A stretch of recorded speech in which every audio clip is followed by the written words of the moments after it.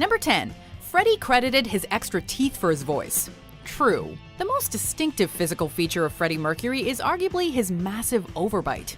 In the movie, Freddie explains to the band that he was born with extra incisors, and that the extra space in his mouth helps with his vocal range. Number 9. Queen sold their touring van to produce their debut album. False. In the movie, the cash-strapped band sells its tour van for precious studio time. In real life, Queen got extremely lucky when the Sheffield brothers of Trident Studios provided them free access to their popular state-of-the-art facility in exchange for managerial rights and having Queen work during off-peak hours. Number 8. The band clashed with a record executive named Ray Foster. False. Character very loosely based on EMI's Roy Featherstone. We say loosely based because Roy actually loved Queen's music and was almost nothing like Ray. Number 7. Freddie and Mary's relationship lasted throughout Freddie's life. True.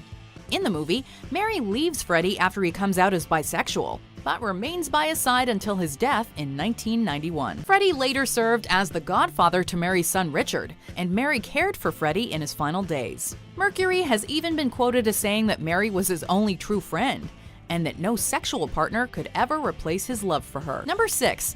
We Will Rock You was written in the 80s. False. Stamp to this beat.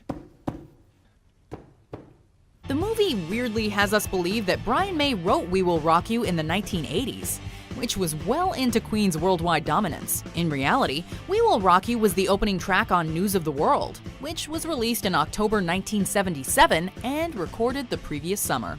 Number 5. John Deacon was the band's original bassist. False. In Bohemian Rhapsody, Deacon plays with Queen during their first concert in 1970. However, 1970 was a turbulent time for Queen, as they were going through 3 different bassists. Number 4. Freddie knew he was HIV positive before Live Aid.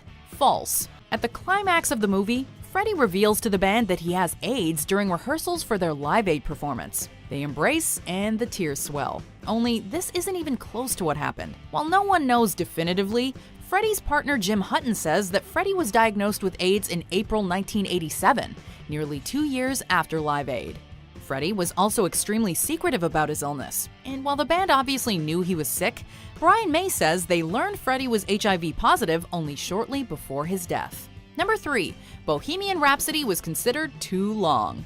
True. Bohemian Rhapsody was way too long to be successful, was a real threat the band faced. Queen was told by numerous record executives and fellow musicians that an unorthodox, nearly 6-minute-long song would never be played on the radio. The song then spent 9 weeks atop the UK singles chart, but it received mixed reviews from critics. Number 2.